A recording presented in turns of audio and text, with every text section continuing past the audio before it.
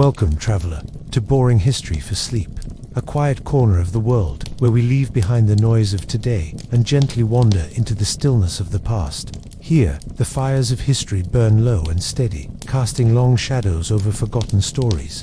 We are not here for kings and conquests, but for the quiet, strange, and sometimes unsettling moments that time nearly buried. Tonight's journey will carry us through the Wild West. Imagine, if you will, the early morning sun just beginning to crest over the dusty horizon, casting a soft amber glow over the vast emptiness of the prairie as the last stars begin to fade, and in the distance, you finally see a toward destination, the place you've been riding toward for days, maybe weeks. A frontier town rising from the dirt like a mirage made of cracked timber and stubborn grit. A scattering of crooked rooftops, a thread of chimney smoke curling into the sky, the faint outline of a church steeple, and the familiar creak of a sign swinging on rusty hinges above a weather-beaten saloon door all hint that you've found civilization, or something like it.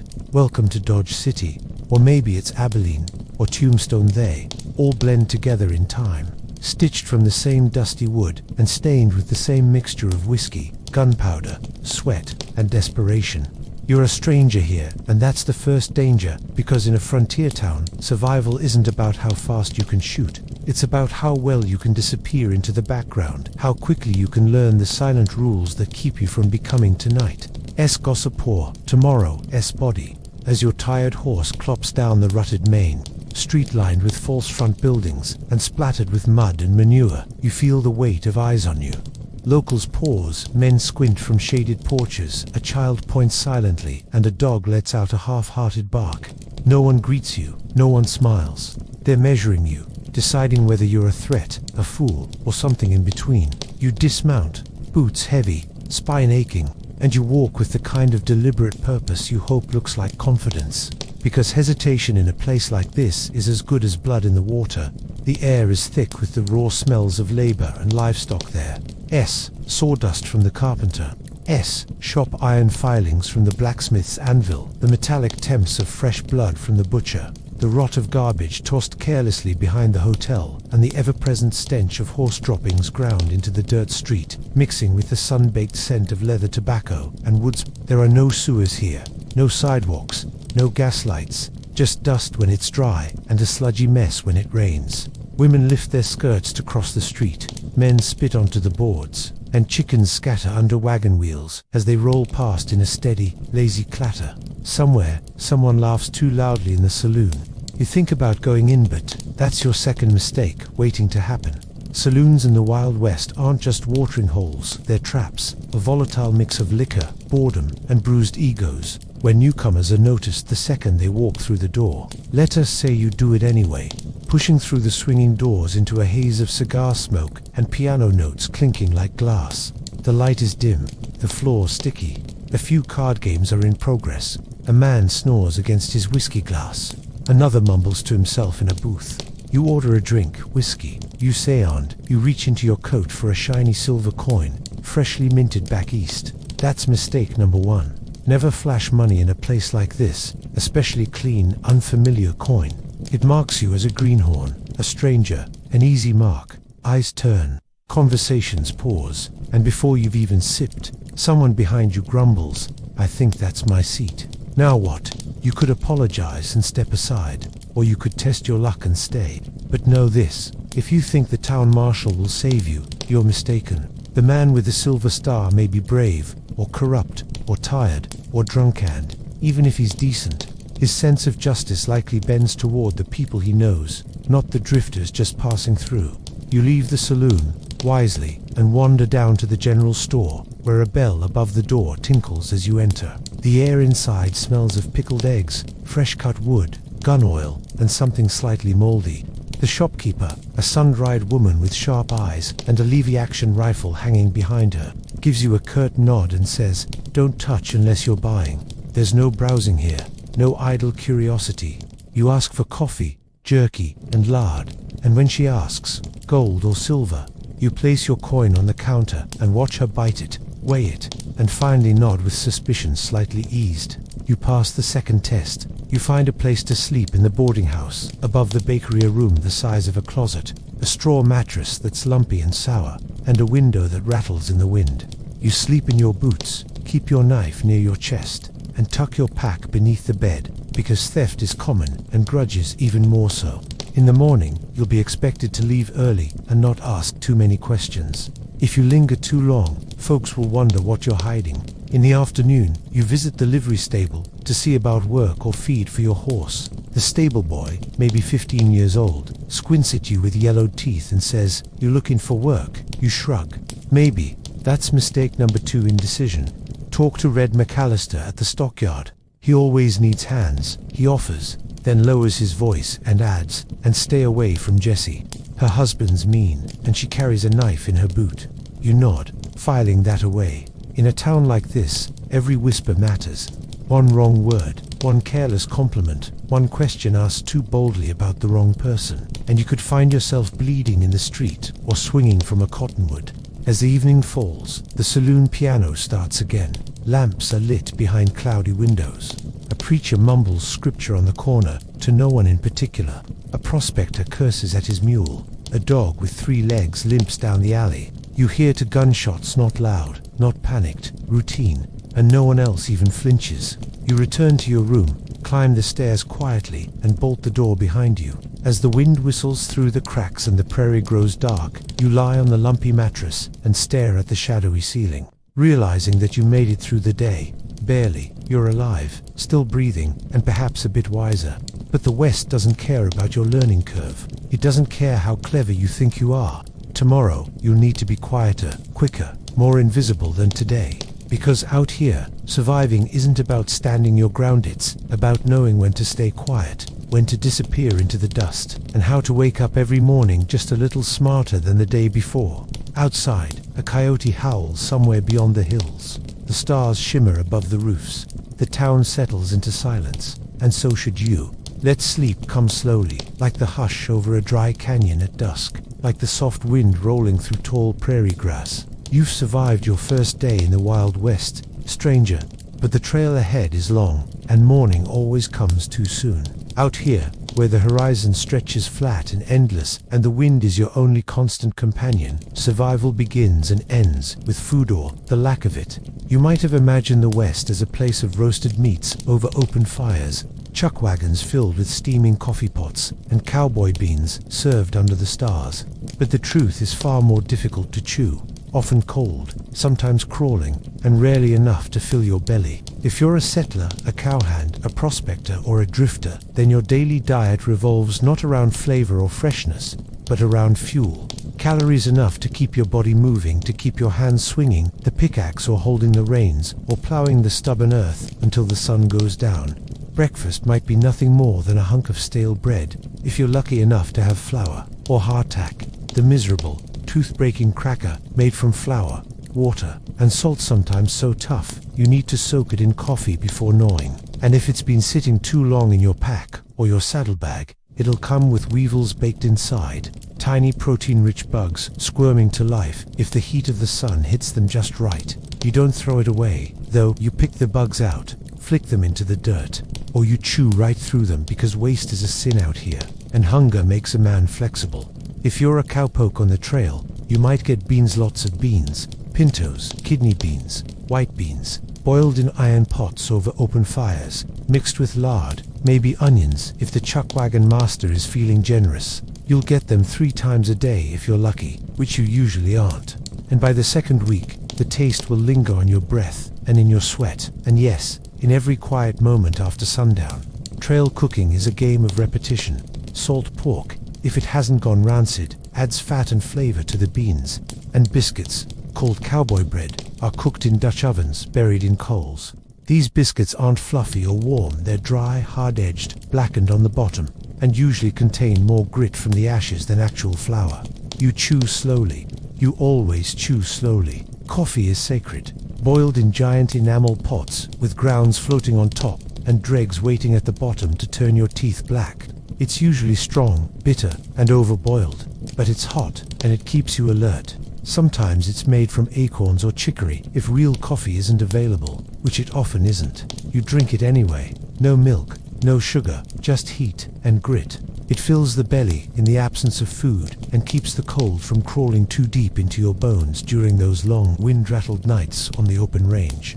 But all of this assumes you have access to supplies, and in the West, that's a dangerous assumption. Towns can be days apart, and your only grocery store is what you can carry on your back or kill with a rifle. Hunting is an option, if you can spare the bullets. Rabbits are quick, deer are elusive, and buffalo, once plentiful, have already begun to disappear thanks to overhunting and rail expansion. You might get a prairie hen or a squirrel. You might trap a raccoon or find a rattlesnake curled under a sun-warmed rock. Snake meat is chewy but edible, roasted over flame and stripped from the bone with a pocket knife. Every bite tastes like dust and defiance. There's not much fat on a snake, but in a land where calories are scarce and protein keeps your muscles from failing, it's a meal worth the risk. Sometimes you'll find wild berries, or dandelion greens, or wild onions, but these grow where water is, and water is the rarest treasure of all. Streams run dry, wells turn brackish. A good spring can support a family until the next group of travelers arrives, or the horses trample the bank into mud, or the livestock upstream poison it with waste. You can't drink from just any pool. There's cholera in the still water, and dysentery waiting in every careless mouthful. Diarrhea can kill you faster than a bullet, especially when dehydration sets in and the heat won't let up. So you boil what you find, if you can, and pray that the ashes from your fire filter out the sickness. Sometimes you add vinegar, sometimes whiskey, sometimes nothing at all. And while you're hunting, while you're gathering, while you're gnawing the last chunk of jerky from your pouch, something out there is hunting you. The West isn't just untamed, it's alive, and everything in it is hungry. Mountain lions stalk travelers in canyons and dense brush. They wait silently, perched on high ledges, golden eyes fixed on your movements, and they don't roar, they pounce. Wolves travel in packs, their howls echoing across the plains, and while most are content to scavenge, a lone man with a bleeding horse is an invitation they won't refuse. Bears, especially grizzlies, are walking engines of destruction. You can't outrun them, you can't scare them, you can only hope they find someone else first. Even the smaller creatures are a threat. Mosquitoes descend in clouds, biting through wool and canvas, carrying malaria and endless nights of sleepless scratching. Ticks burrow under your collar, fleas infest your bedding, spiders nest in your boots. And if you're unfortunate enough to sleep near a nest of fire ants, you might wake up with bites swelling your eyes shut and your lips cracked open. Then there are the more silent dangers, the invisible ones. The food you thought was safe. Salt pork that's spoilt in the sun, with white fuzz blooming across its surface and a smell that burns the back of your throat. Milk turned sour after just one day, curdled and thick. Eggs left too long in a saddlebag, cracked and oozing. Canned goods, if you can get them, are heavy and precious. But sometimes the tin leaches into the meat, or the seal breaks, and you eat it anyway, because hunger robs you of caution. Botulism doesn't always announce itself. Sometimes it just creeps in slow, with weakness, dizziness, and death following not long after. Out here, a bellyache is never just a bellyache. It might be the last thing you feel. Even livestock is a risk. Chickens are useful for eggs, but they attract foxes and hawks. Goats can feed you milk, but they'll eat your boots if you turn your back. Pigs are loud and messy and make you a target for every predator in earshot. And then there are the cows. Cattle are wealth in the West, but they're also walking food supplies, and a rustler will shoot you just to steal one. You don't guard your herd just with a lasso and a whip you. Guard it with a loaded rifle and the willingness to use it. And even then, a stampede can kill more cows than a thief ever could. One crack of lightning, one startled bull, and you're running for your life as hooves churn the earth behind you. Sometimes, desperation drives people to eat what should never be eaten. Shoe leather, boiled soft, bark, scraped from trees, the pulp of cacti, bitter and sour. In rare grim tales whispered around low fires, some speak of cannibalism not as horror, but as fact. The Donner Party is infamous, but they weren't the only ones. When winter closes in, and the snow traps you, and the food runs out, the rules bend. The West doesn't forgive hunger. It only rewards those who endure it. And yet, for all this suffering, all this gnawing, scraping, boiling, and chewing, food becomes more than sustenance. It becomes hope, a pot of stew bubbling over a flame after a long day, the scent of coffee drifting through a wind-beaten cabin, a shared biscuit passed between hands cracked from rope and sun. These small things, humble as they are, anchor people to life.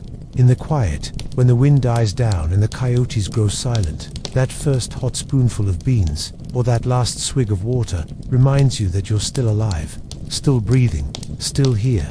And so, you wrap your rations tightly in waxed cloth, tuck your jerky deep in your saddlebag, and count every bullet like it's a blessing. You chew slowly. You drink sparingly.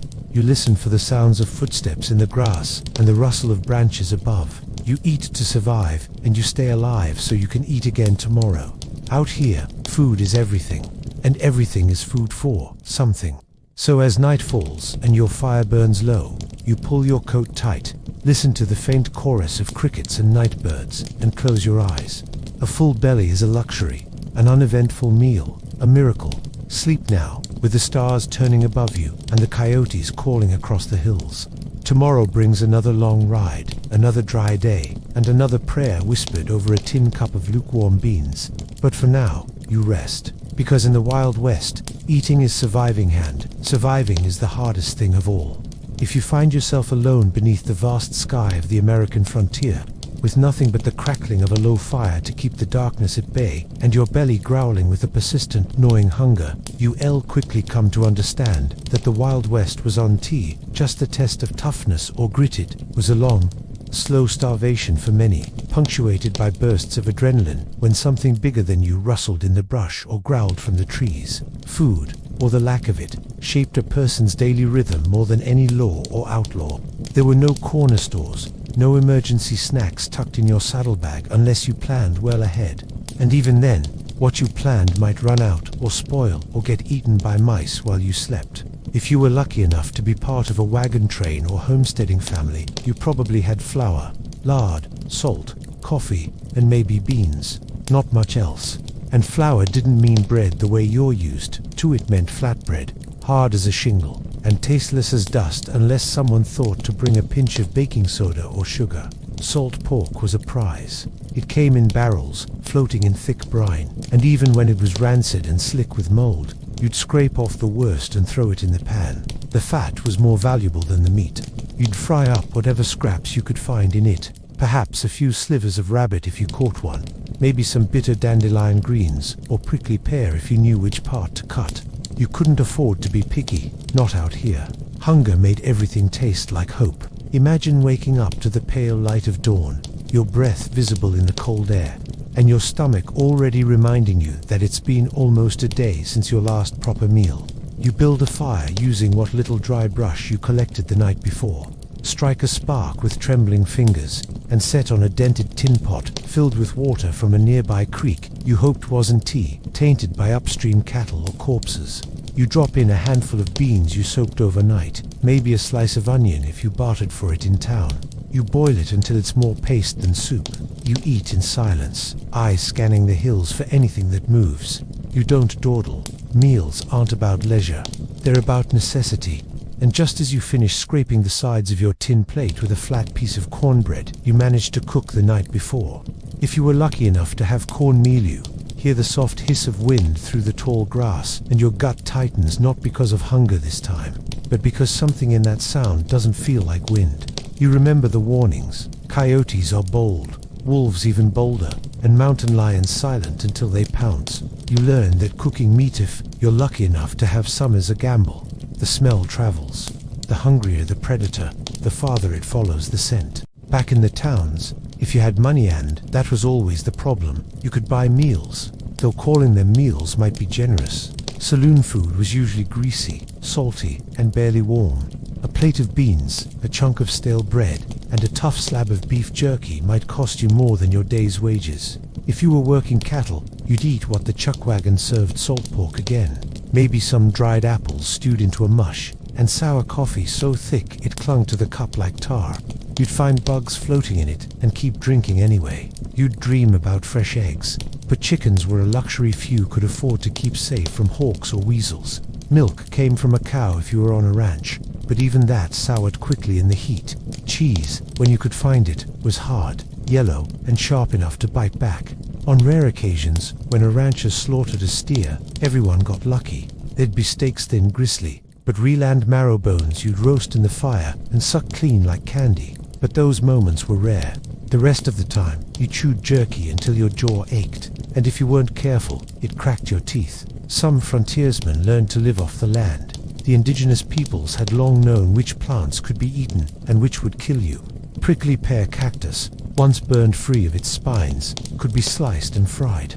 Pinyon nuts, when harvested at the right time, gave a little burst of fat and energy. Wild onions grew along creeks, and the roots of camos or cattails could be roasted if you knew where to find them. But these skills weren't common among settlers, and more often than not, they mistook poison for produce. Death camos looked like edible camos, water hemlock looked like parsley, and just a few bites could leave a person writhing in the dirt, foaming at the mouth as their companions watched helplessly, unable to do anything but pray.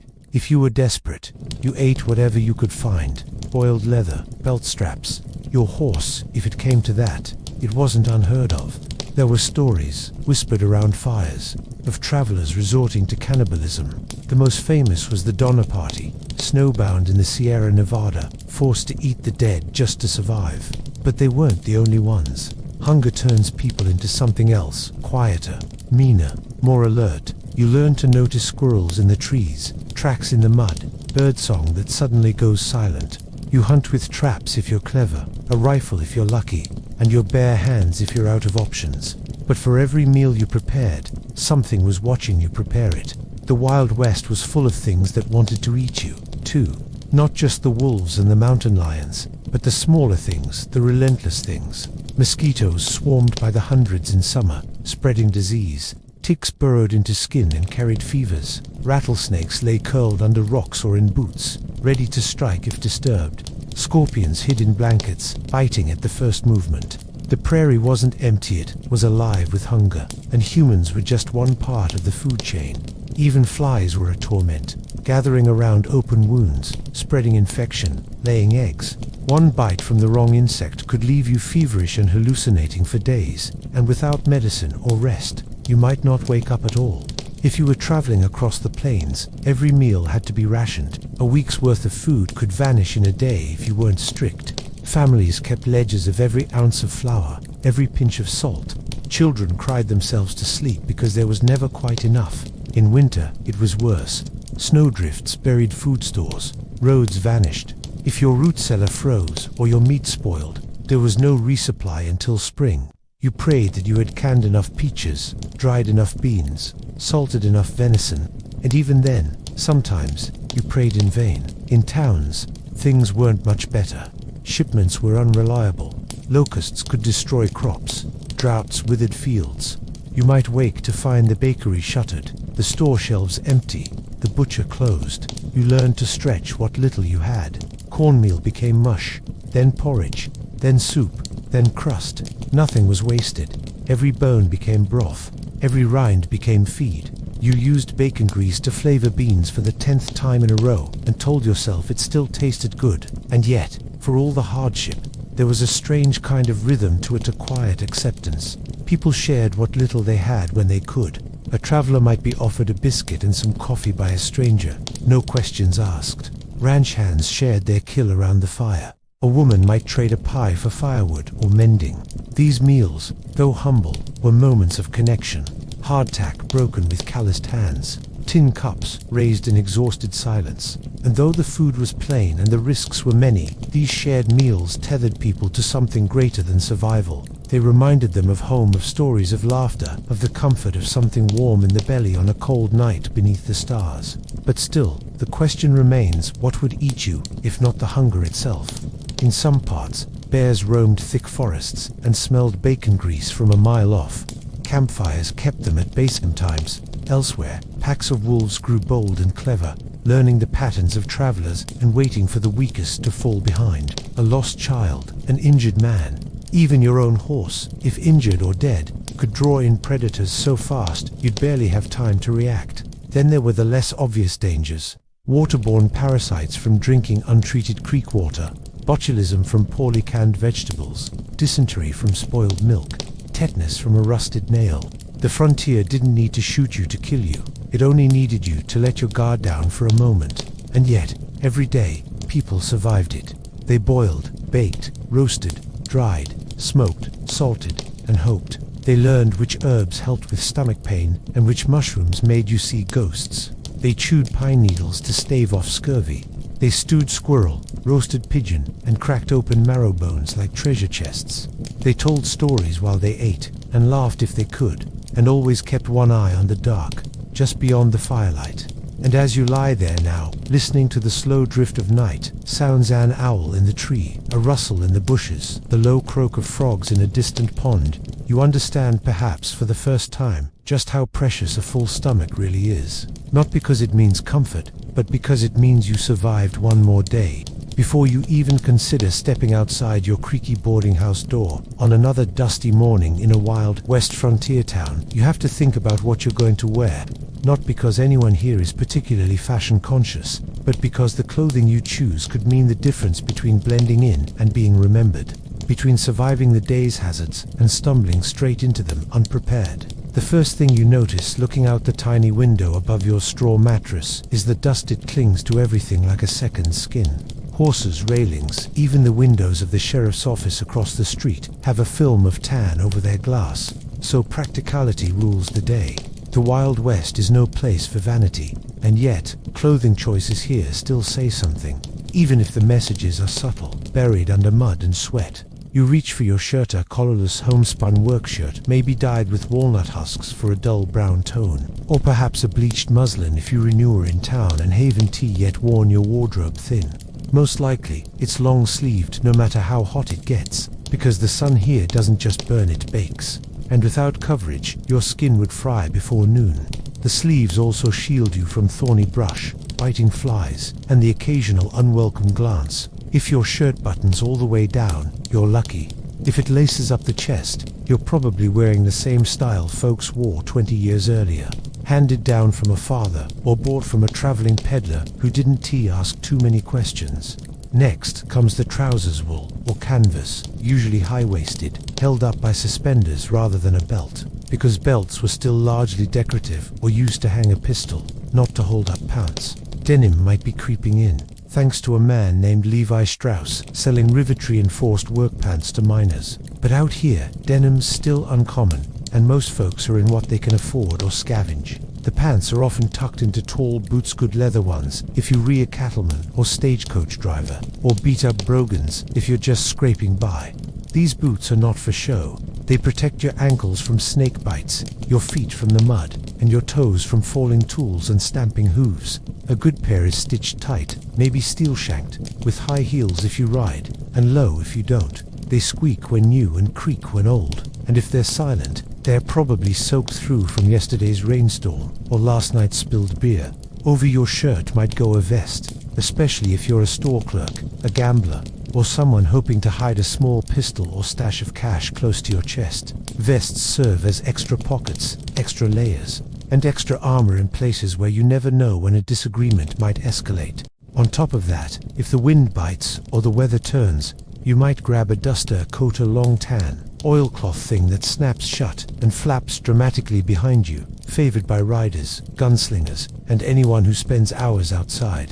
They're not stylish, but they keep the worst of the trail dust off your clothes. And some say they make a man look taller, more imposing, less likely to be trifled with.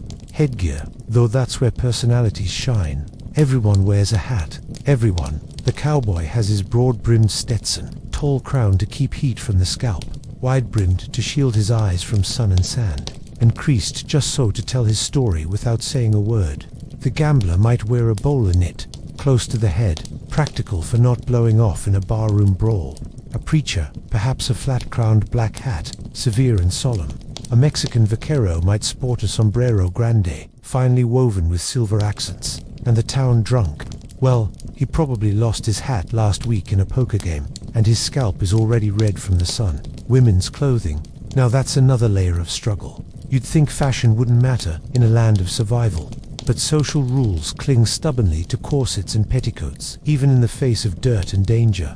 A frontier woman might start her day binding herself into a whalebone corset, stiff and unforgiving, not for beauty alone, but because society insists that a woman must have the right shape, even if she's chasing chickens or milking a goat. Over that goes a chemise, drawers, petticoats, sometimes 3 or 4, and then the dress.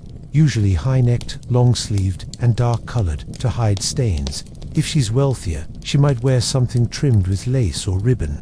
If she's practical, she wears what's patched and durable.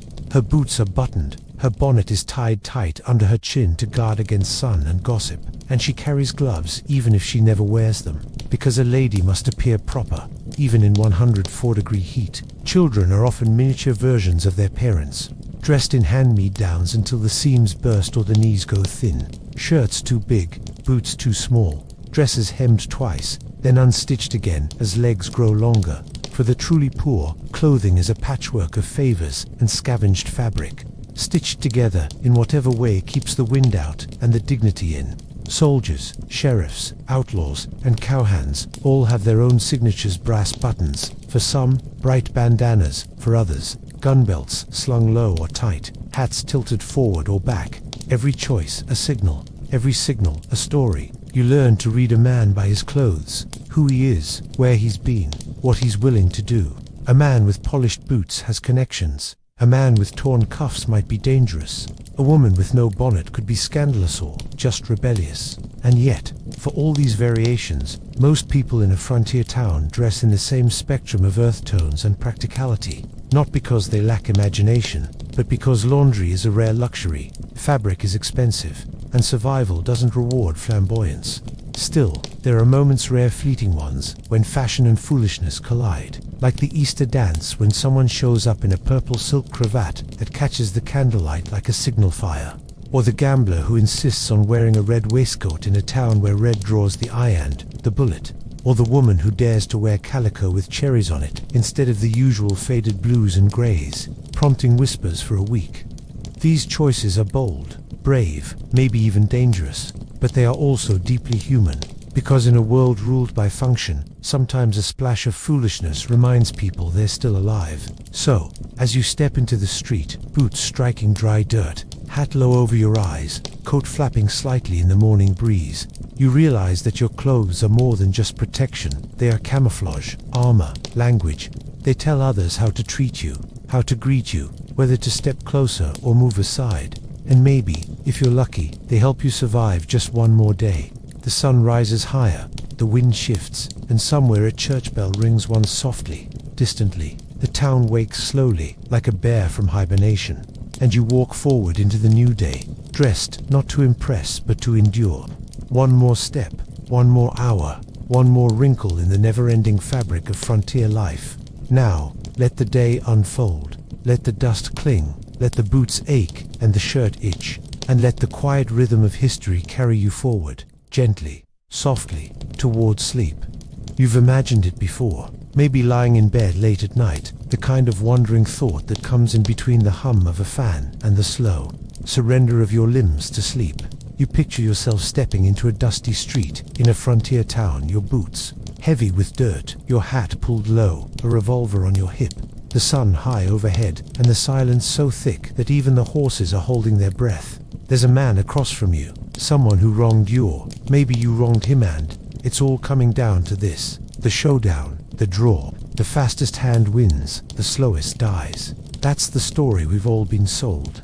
But tonight, as you lie back and listen, we're going to walk gently through the real story, the slower, quieter, less romantic, and often more tragic truth of the gunslingers of the Old West. The term is a later invention, something the pulp writers of dime novels and early westerns conjured to sell drama. In their day, they were lawmen, outlaws, bounty hunters, ranchers, sometimes just scared men with a weapon, and more often than not, they didn't want a duel at high noon. They wanted to go home in one piece. The West was violent, yes, but it wasn't always in the way you think. For starters, those famous one-on-one duels, the kind where two men squared off in the middle of town and fired with perfect aim, were exceedingly rare. You'll find a few historical examples. Yes, like the famous shootout between Wild Bill Hickok and Davis Tutt in 1865, but even that was more an exception than the rule. Most gunfights in the West weren't so clean or so honorable. They were chaotic, quick, often conducted in the dead of night or inside a dark saloon with too much alcohol and too little planning. The shooter might not have been aiming at all, and sometimes innocent bystanders got hit. Many men died not because they were slow on the draw, but because they never saw the bullet coming. And as for the weapons themselves, they weren't nearly as accurate or reliable as the movies would have you believe. The Colt single-action army revolver, popularly called the Peacemaker, didn't even become widespread until after 1873, and even then, it had limitations. Ammunition was expensive and not always easy to come by. Guns misfired, powder fouled, and unless you were a practiced marksman, hitting anything beyond a few yards was more luck than skill. Now imagine trying to fire accurately when your hands are shaking, your heart is racing, and the man opposite you doesn't care about your sense of honor. It's a wonder more people weren't accidentally shot by their own weapons. But of course, there were men who made their names with guns. Wyatt, Earp, Bat Masterson, Doc Holliday, and Hickok himself. What made them feared wasn't just speed, it was composure. Calm under pressure, the willingness to shoot without hesitation, and often a reputation that preceded them. In the Old West, reputation was its own kind of armor. If people believed you were fast, dangerous, and ruthless, they might back down before a fight ever began. And in a place where law enforcement was scarce and justice often swift, that kind of deterrence was worth more than gold. But with fame came risk. Once you were known as a killer, there was always someone else trying to make a name by taking you down. Many of the so-called gunslingers lived short, paranoid lives, constantly watching their backs. Doc Holliday, despite his notoriety, was frail with tuberculosis and lived in near constant pain. Wild Bill was shot from behind while playing poker. His death, Handersize & Eights, has been infamous ever since. These weren't glamorous lives. They were hard, often lonely, filled with violence and regret. And yet, it wasn't all doom and gloom. Some men, like Bat Masterson, transitioned from gunfighter to journalist and sheriff, and eventually lived out their days far from the chaos of the frontier. Wyatt, Earp too, made it all the way to Los Angeles, dying quietly in 1929, decades after his days in Tombstone. He even advised early Hollywood on Western films. It's strange to think that a man who once stood in the dust at the OK Corral might later sit on a movie set, watching actors play the role of men like him. But we shouldn't forget the others, the countless nameless men who carried guns, not to become legends, but simply to protect themselves. Farmers who slept with rifles by their beds. Storekeepers who kept a pistol under the counter just in case. Travelers riding stagecoaches across hostile terrain. In many ways, the gun was a tool, not a symbol, a necessity, not a badge of honor. And yet, the image of the gunslinger persists. Maybe it is because we admire the idea of control in chaos, the man who stands calm while others panic, who draws with precision and delivers justice in a lawless world. Or maybe it's because we all wish, on some level, that we had that same control over our fears. But the truth of surviving the Wild West wasn't in being the fastest draw.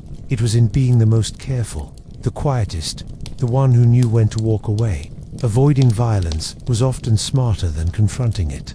Many towns enforced strict gun control within city limits. In Tombstone, ironically, you were supposed to check your weapons upon entering town. The famed shootout at the OK Corral that was partially triggered by the cowboys refusing to give up their guns. So, if you really wanted to survive in the Old West, you didn't seek out duels, you avoided them. You listened more than you spoke. You didn't brag. You kept your back to a wall and your exit in sight. You knew that life could end in a flash and that no amount of bravado would bring you back. And maybe, just maybe, you stayed alive long enough to grow old and tell stories of those days with a froth look in your eye and a soft chuckle under your breath. Perhaps, as your hands shook a little from age, you'd sip something warm by the fire and remember a time when the world was younger, wilder, and less certain. You'd tell the young ones about the days when men wore dust like skin and trust was a rare and fragile thing. You'd tell them about the click of spurs, the weight of a gun, and the silence before a fight. And if they asked you if it was just like the stories, maybe you'd smile and say yes, because sometimes the legend is more restful than the truth. But here, tonight, we remember the truth not to spoil the myth, but to honor the people behind it. The scared, the brave, the lucky, and the doomed. The gunslingers who got it wrong, and the ones who got it right. Who lived by the iron and sometimes died by it. Who stepped into history not with a dramatic showdown, but with a slow, deliberate walk through an uncertain world. And now, as your eyes grow heavier and the shadows lengthen in the corners of your thoughts, let the dust settle. Let the echo of footsteps fade. The street is empty now, the saloon doors still, the gun holstered, the silence returned. The gunslinger walks away, not into legend, but into the dusk, alone and thoughtful, knowing that survival is quieter than we think. And you, traveler in time, can rest easy now, knowing you've made it through another day on the frontier, safe beneath the stars. You are lying on a narrow, splintered wooden cot in a drafty one-room clinic, once the back room of a butcher's shop, now doubling as the town's medical facility. Outside, wind whistles through broken planks in the walls, carrying with it the scent of dust, horses, and sweat. The year is 1872 and you have a gunshot wound in your thigh, though you don't remember getting shot, only that you fell hard in the saloon brawl, felt something rip, and then saw the crimson pool growing beneath you like ink spilled on parchment. You were dragged here unconscious, perhaps by someone you barely knew, maybe even an enemy turned momentary Samaritan. Now, you're awake, but just barely. Your head spins. The air smells of old blood, pine tar, and kerosene. A black fly buzzes lazily above your face, dancing between the shaft of sunlight, breaking through a slatted window and the cobwebbed ceiling above. No one rushes to your side. There is no doctor, not exactly. The man who might help you is named Dr. Elijah Brooks, but he isn't really a doctor, at least not in any certified Eastern sense. He learned his trade stitching up miners in Nevada and pulling teeth in Kansas City saloons. He's equal parts physician, barber, undertaker, and gambler, and his medical supplies sit in a cracked leather bag beside a rusty tin basin half full of dirty water. There's no anesthesia, no clean gauze, no sterile field.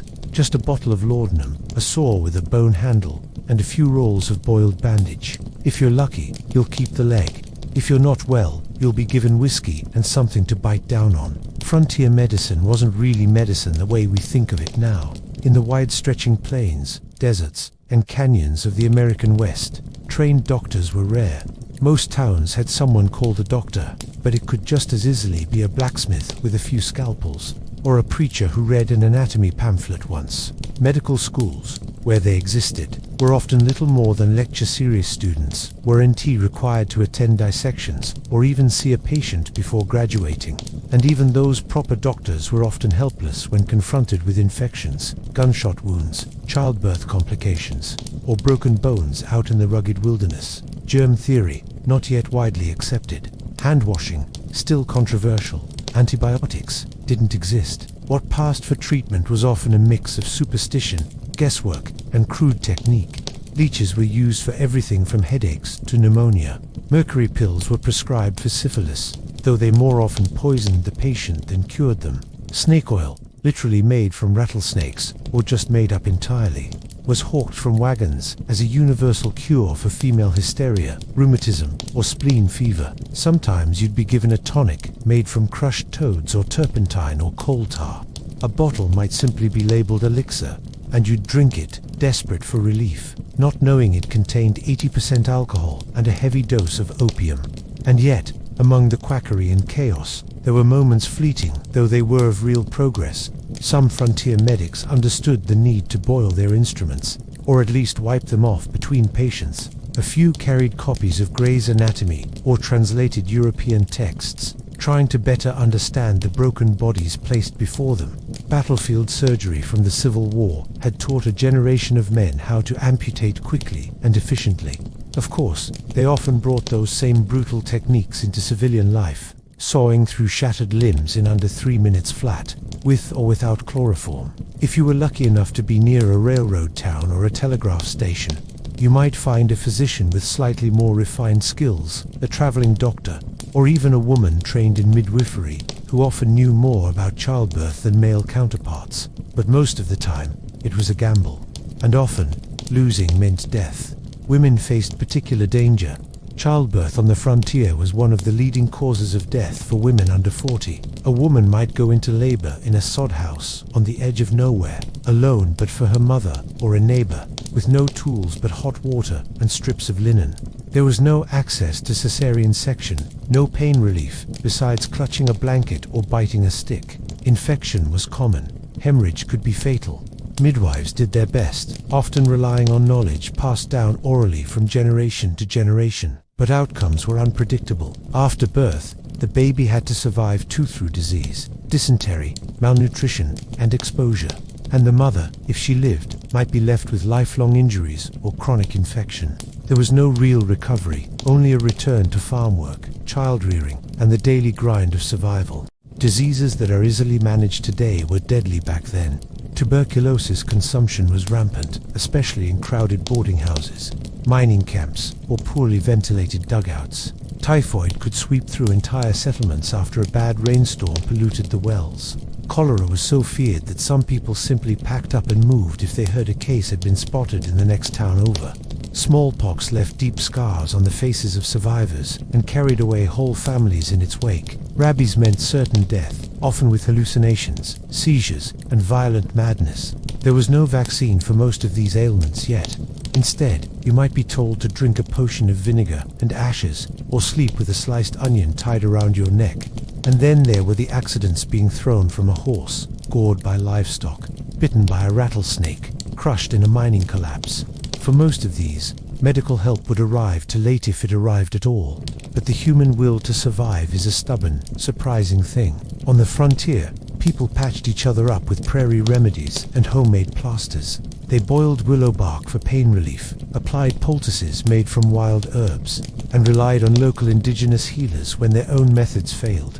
Native American tribes had developed complex medical traditions over centuries using plant-based treatments, sweat lodges, and spiritual ceremonies that were often more effective than anything found in the bag of a snake oil salesman. Some settlers learned from these traditions, while others dismissed them entirely. Still, when faced with a festering wound or a dying child, pride tended to give way to desperation.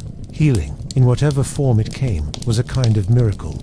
Even in death, frontier medicine had its rituals. There were no morgues, no refrigerated units, and rarely enough coffins. Bodies had to be buried quickly, sometimes in handmade boxes, sometimes not at all. Death notices were pinned to saloon doors or announced from pulpits on Sunday. Families dressed, the dead themselves, washed their bodies, and said goodbye by lamplight. Sometimes a photograph was taken, a last portrait with the eyes closed, the hands folded, the face made peaceful by the camera's long exposure. Mourning was brief. Life had to go on. Crops needed tending. Children needed feeding. Grief was carried quietly, like a stone in the pocket of every day. So, how do you survive the frontier when you get sick or injured? You don't rely on a miracle cure. You prepare. You stay, clean boil your water, wash your hands, keep your cuts covered. You learn what plants grow around you: echinacea for infection, yarrow for bleeding, mint for nausea.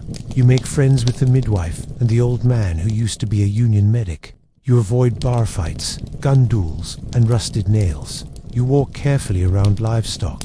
You listen when an indigenous healer tells you to chew a certain root or burn a certain leaf. And when all else fails, you grit your teeth, hold someone's hand, and hope the fever breaks before your spirit does. In the end, frontier medicine wasn't about science. It was about survival. It was about doing what you could with what you had: gut, grit, and guesswork. It was about holding on through pain, finding comfort in community, and trusting that sometimes the body knew how to heal itself, if you just gave it time and a little help. And for many, that was enough. The sun hadn't yet risen over the jagged peaks of the Sierra Nevada, but already the camp was awake.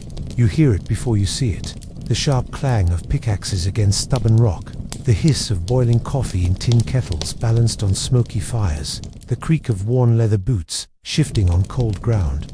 A mule brays somewhere in the distance, and a man curses as he tries to light a damp match to start his pipe.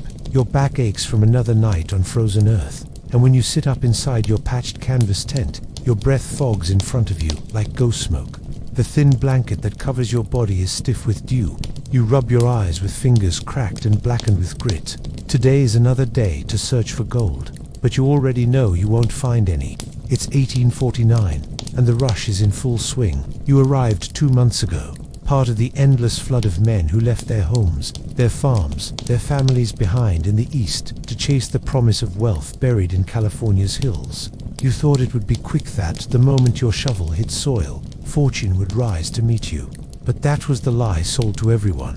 The truth is that gold is fickle, hiding in creeks that already ran dry before you got here.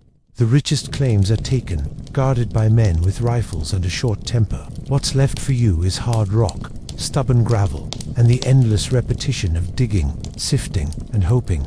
You start every morning with hope. By nightfall, all you have is blisters. The camps are growing. Some are barely more than muddy clearings beside mountain streams. Others, like Hangtown or Angel's Camp, have turned into wild towns with saloons, gambling halls, brothels, and hastily built jails. Law is thin, and it usually belongs to whoever has the most bullets. The sheriffs, where they exist, are just as likely to rob you as protect you. Disputes over mining claims turn violent quickly. A misplaced shovel, a false accusation, even a jealous glance can end with a body face down in the river. Vigilante justice is the norm.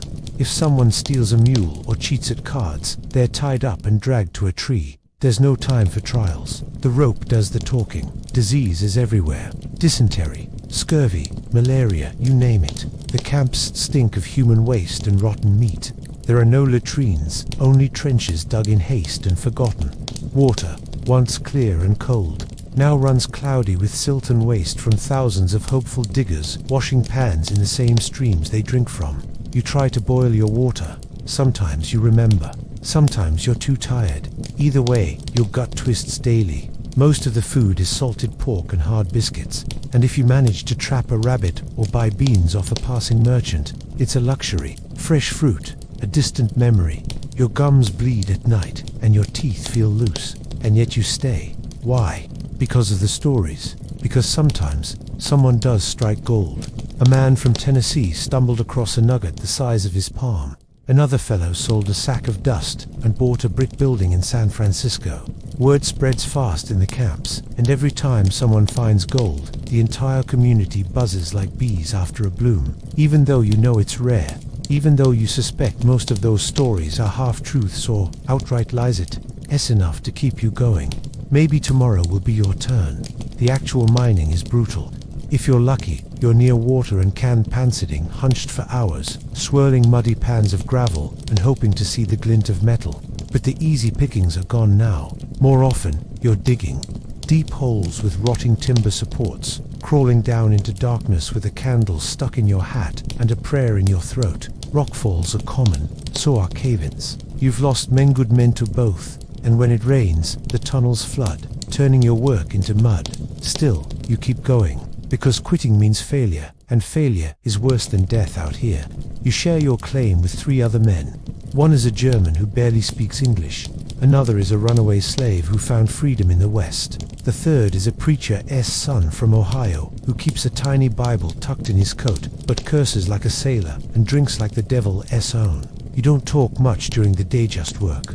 But at night, you sit around the fire, passing around whatever you've got. A scrap of meat, a roll-your-own cigarette, a bottle of rot-gut whiskey that burns like acid. You talk about home, about mothers and sweethearts and farms and cities and dogs left behind. Sometimes, someone hums a song.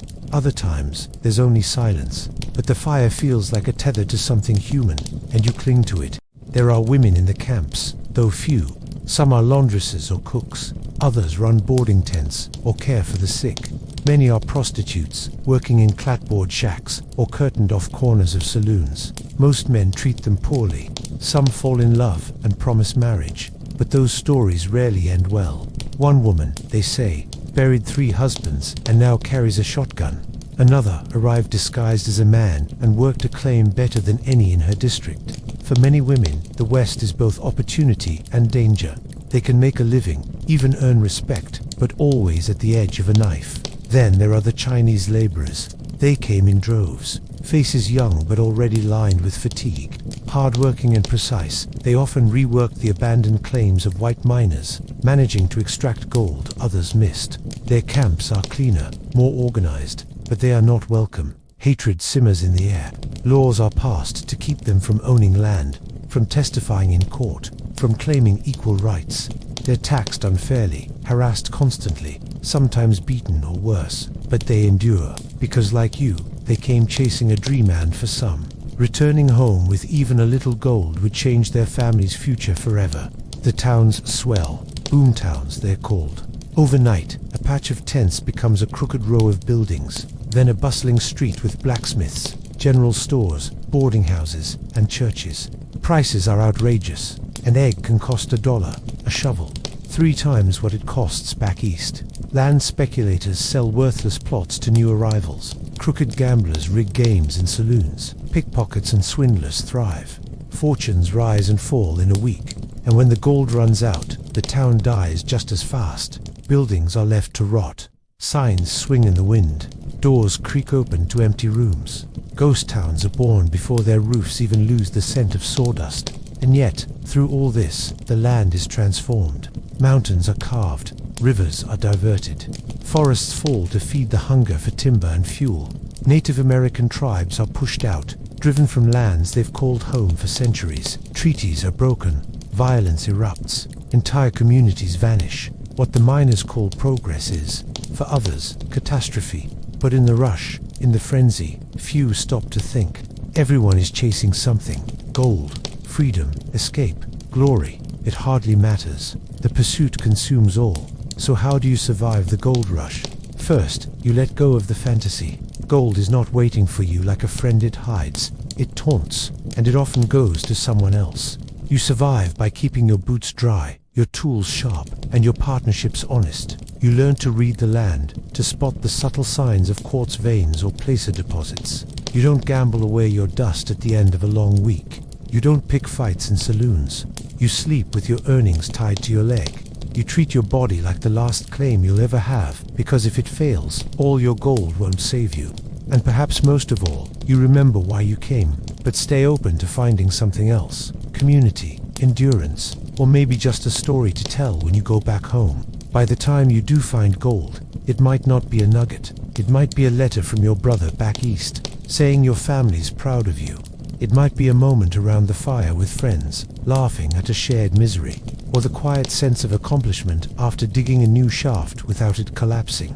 You came for wealth, you found grit, and on the frontier, that might be the richest reward of all. It's early morning, and the West is waking up, not with a yawn or a stretch, but with a harsh rhythm of danger, the kind of dawn where someone is already saddling a horse, sharpening a blade, or counting bullets, because in the frontier, work often meant risk, and some jobs carried a price heavier than gold. You open your eyes to the creak of a timber frame above your head, the scent of sweat and horses already in the air, and you remember, not with fear, but with the resigned habit of a man who's lived too many mornings like this one, that you've got a job to do on. It might just be your last. Maybe you're a stagecoach driver, huddled in a wool coat with your hands stiff on leather reins as your horses stomp the frozen earth impatiently. You'll be riding a narrow pass today, high country, with cliffs on one side and scrub on the other, perfect territory for bandits. You've got a strongbox in the back, some passengers with stiff manners and wide eyes, and a shotgun messenger riding beside you who's still half asleep, his breath fogging the barrel of his double 12. The pay's not bad, $10 a week, and meals, but the odds are worse. Every time you round a bend in the road, your ears strain for the snap of a twig or the bark of a revolver. You've heard of drivers being shot right off the box, horses left to run wild until the coach crashes, the spoils taken, the bodies found days later. And yet, you drive on, because it's your job. Or maybe you're a buffalo hunter, trudging across the endless plains. The horizon smudged by dust and distance, your rifle a permanent extension of your shoulder. You follow the herds, shoot from hundreds of yards, and leave behind piles of rotting meat just to claim the hides. It's a brutal business, and you know it. You've seen the land go quiet, the tribes grow desperate, the great thundering herds vanish. You don't talk about that part, you just count your earnings, keep your rifle clean, and sleep with one eye open. The worst isn't the work hits, the loneliness, the miles of silence, the way your thoughts start echoing back at you in the wind. You might be a logger, working in the cold forests of the Pacific Northwest, where every swing of your axe is a gamble. Trees fall in unpredictable ways, splintering with groans and cracks that echo through the canyons. One misstep, and you're crushed. Limbs severed, ribs caved in. The pay is daily, and so are the funerals. You wear flannel, wool, and scars. You smell like pitch, sawdust, and sweat. And when you sleep, you dream of trees falling, always falling, Or you could be a railroad worker, laying track across unforgiving ground. Your fingers blistered, your back bent, your hearing half lost from the constant hammering of steel on steel. Chinese workers labor beside you, quiet, precise, enduring beatings and mockery, while still managing to outpace everyone else. The workday starts before the sun and ends long after it's gone, and the food is barely enough to keep your legs from giving out. You've seen men fall asleep on their feet. You've seen others just fall and never get back up. Dynamite crews are the worst, off brave or foolish, depending who you ask. They dig into mountain rock, place charges, and run for cover, praying the fuse doesn't betray them. Sometimes the explosion goes wrong. Sometimes it doesn't go off at all and someone walks back to check. It's a job for men with nothing to lose and no plans for the future. Then there's the cowboy knot, the ones from dime novels, but the real ones, lean and sun-scorched, spending 12 hours a day in the saddle, moving cattle through dust storms and thunderstorms, through canyons and across rivers. You eat beans, sleep on dirt, and swat mosquitoes from your eyes while your horse pants beneath you. Rustlers are a constant threat, and so are stampedes. You once saw a man trampled to death because someone dropped a pan at the wrong moment. There's pride in the work, but not much money. Your clothes are ragged, your boots patched, your bones older than your years. And still, come dawn, you swing into the saddle again, chasing cattle that don't want to be driven, over land that doesn't want to be crossed. You might be a mine worker, digging silver or copper or coal, sometimes even gold if you're lucky, but mostly, it's darkness. The air is thick with dust, your lungs never quite full. You swing a pickaxe until your shoulders go numb. The tunnels groan above you, with supports creaking like tired bones. Explosions, collapses, poison gas, they happen more often than folks admit. The canaries die first, then the men. But you keep going, day after day, because the company store doesn't take sympathy as payment, and you've got a family waiting in a shack just beyond the fence line. Or maybe you're a frontier doctor, trying to treat gunshot wounds with dull tools and whiskey. Or a newspaper editor in a boomtown, printing stories in ink while watching your press get smashed by angry mobs. Maybe you're a scout for the cavalry, riding ahead of a column into hostile country, or a pony express rider galloping through rain and thunder with letters lashed to your saddle, the wind clawing at your face and wolves in the distance. All of it, the noise, the dust, the danger, is just another part of your daily routine. These are the jobs that shaped the West, not glamorous but gritty, not celebrated but essential. They were done by men and women who rarely had a choice, who faced death daily, not for glory, but for survival. And though they were forgotten quickly in history books, their calloused hands and quiet endurance carved trails, built towns, and bridged mountains. So as the fire crackles and the wind whispers through the chinks in the log wall beside your bedroll, think of them: the stagecoach driver who vanished on a snowy pass, the miner who never made it out, the cowboy who slept in the saddle, the logger who listened to the forest speak, the hunter who watched the last buffalo fall. They did the deadliest work, and the West wouldn't exist without them. You might not know their names, but in every rail, every road, every old plank and iron nail, their sweat is still there, holding the wild frontier together, one dangerous day at a time. The town is quiet now, long after sundown. The lanterns flickering on crooked posts, casting long shadows down dirt streets that once echoed with bootsteps and gunshots. Somewhere in the distance a dog barks, then falls silent. Your boots crunch softly on gravel as you make your way toward the jailhouse, the star-shaped badge on your chest catching a glint of moonlight. You're the sheriff, now appointed, elected, or just the last man standing, but either way, it's your job to keep order in a place that docentee believe in much of anything besides survival. You pull the brim of your hat lower, pause at the edge of the boardwalk, and listen. The Wild West didn't run on written laws so much as it limped along on reputation, revenge, and the strange shape that justice takes when civilization is just a suggestion. You've seen it before: a saloon full of gamblers accusing each other of cheating, guns drawn over a spilled drink, a stolen horse leading to a hanging tree before the sun even sets. The scoundrels of the West come in many forms: card sharks with a silver tongue, cattle rustlers who vanish into the brush, outlaws who rob stagecoaches with a polite tip of the hat, and snake oil salesmen who promise cures for everything from baldness to bullet wounds. There are bank robbers with dynamite in their saddlebags and trained bandits who ride with masks and manners, their revolvers held casually like an extension of their charm. You've arrested men with false names and charming lies, women with knives hidden in corsets and a bounty on their heads, drifters who kill for coin, and vigilantes who kill for something they call justice. But justice here is never clean. It's not the courtroom kind, not robes and gavels. It's rough, dusty, often crooked, sometimes handed out from the end of a rope by a posse that smells more of whiskey than law.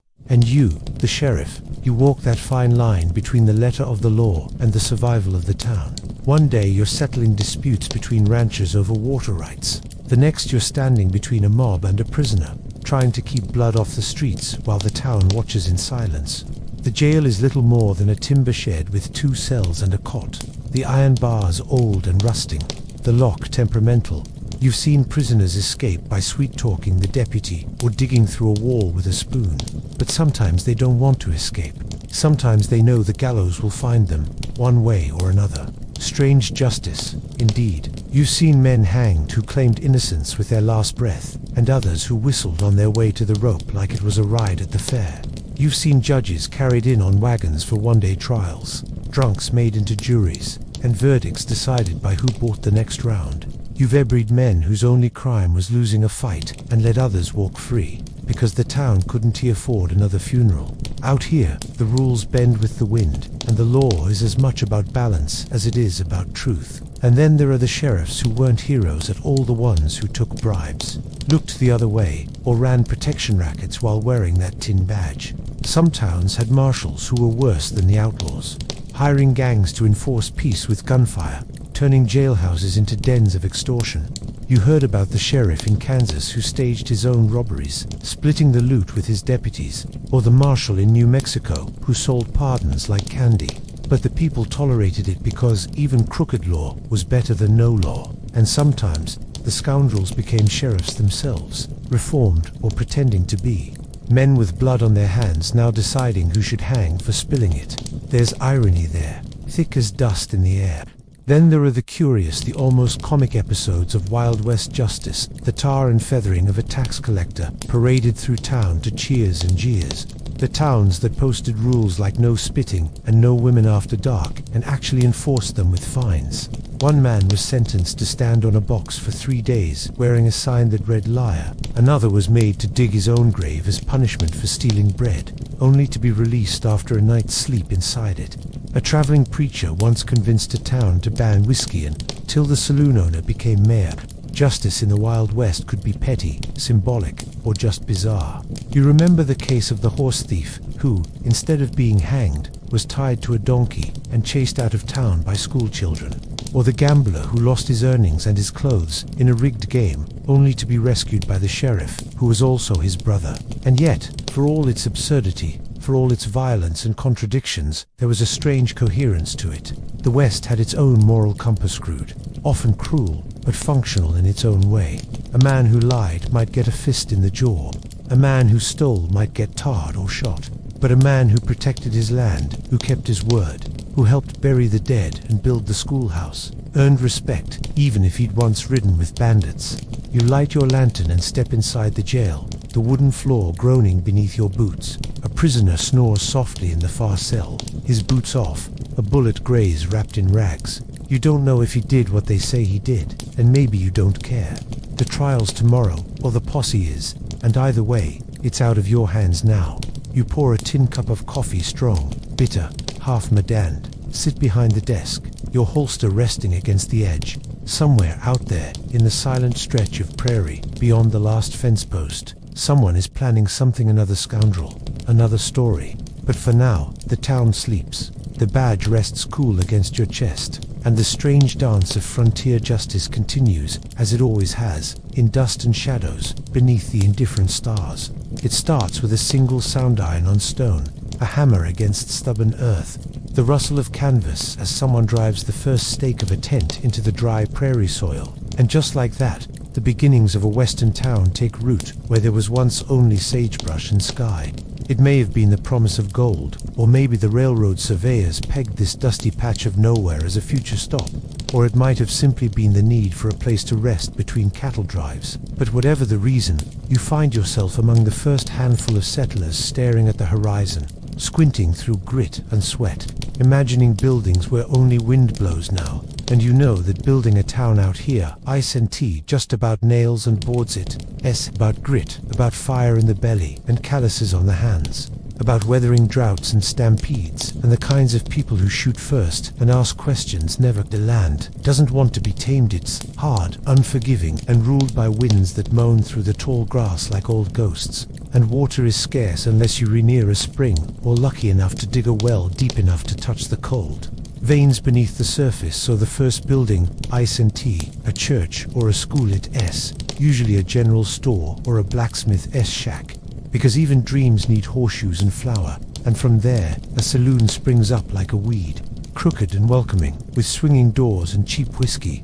and then maybe a land office. And someone eventually strings up a sign that says sheriff above a door that's never quite square. And that's when the town begins to feel real, when law, however thin or corrupt, becomes part of the equation.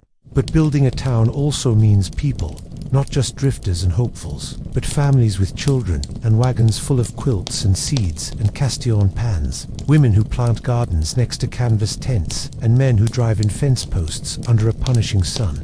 And there are school teachers who arrive with only a satchel and a dream of chalkboards, preachers who set up camp in abandoned barns and baptize converts in creeks, and doctors who've barely finished training, stitching up bullet wounds by lantern light.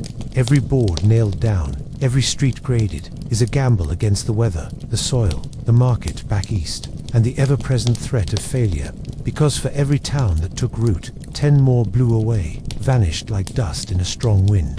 Their names forgotten, their stories buried beneath weeds and rusting nails. The saloon becomes the heart of the town, a place of stories, deals and fights, where poker games last until dawn and the piano player's fingers go numb, while upstairs the soiled doves earn their keep, and downstairs miners and cowboys spend their pay before it cools in their pockets. Nearby, a blacksmith sweats over molten iron, shaping tools and wagon wheels, and occasionally crafting a makeshift badge for the newest lawman, who might be a former outlaw himself. Merchants set up dry goods shops with barrels of pickles and sacks of flour and glass jars filled with licorice and beans, their ledgers inked in shaky hands, praying the next train or stagecoach brings customers and not outlaws. There's always a tension in a new town, an edge to everything, because nothing is settled. Not the law, not the streets, not even the name of the place, which might change with every new land deed or prominent settler who throws their weight around. Sometimes the railroad company names the town after an executive's daughter, or a miner slaps his initials on the sign and dares anyone to change it. But what really gives a town identity is its people, the stubborn souls who hammer together, churches with bells that don't ring the children, who run barefoot through the dust, the newspaper printer with ink-stained fingers, publishing weekly editions on a press older than the town itself, each copy a record of births, deaths, crops, scandals, and the occasional poem about the sunset. The roads aren't roads yet, just rutted tracks cut by wagons and boots, turning to muck in the rain and choking with dust when it's dry, and there's no plumbing, only outhouses and water, drawn by hand, and no electricity, just oil lamps and candles and moonlight.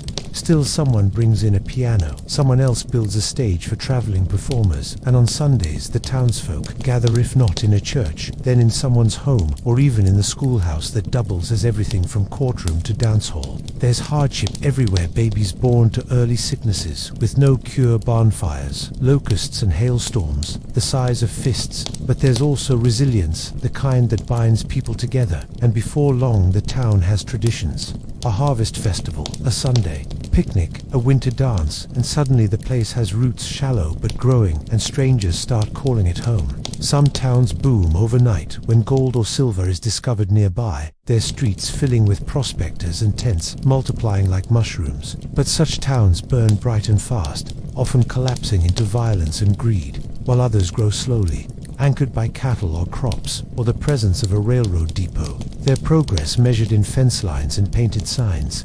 The school gets desks, the church gets a steeple, the jail gets a second cell, and before long, someone petitions for a mayor, and maybe a few years Later, the town gets a telegraph office, a doctor's office with a real surgical table, and a postmaster who takes their job as seriously as a priest. But building a town in the West is never done, not really, because the land always wants to reclaim what's been built.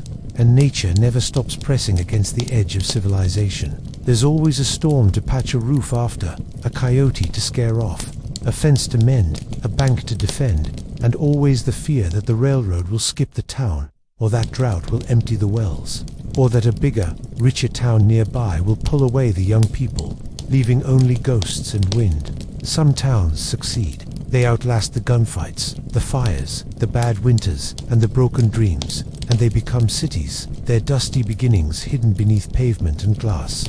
Others fade, their buildings collapsing in on themselves, their names remembered only on maps, yellowing in attic trunks, but all of them, for a time, were alive, built with bare hands, backaches, laughter, curses, births, and burials. And if you ever visit those places, you can still feel the bones of what was built. The layout of the streets, the wide gaps where saloons stood, the low foundations of forgotten schools, the rusting grave markers leaning against time. That's what it took to build a town in the West. Not just wood and nails, but nerve, hope, luck, and the kind of hard-earned optimism that gets up every morning, looks out across a stubborn wild land, and says, let's try again today. Close your eyes and picture a cowboy. What do you see? Maybe a lone figure riding across the dusty plain, hat tilted low, boots in the stirrups, rifle slung over one shoulder, a slow song drifting from somewhere unseen. The sun is setting, the cattle are quiet, and everything seems bathed in a kind of sepia-toned glory, like a movie from long ago.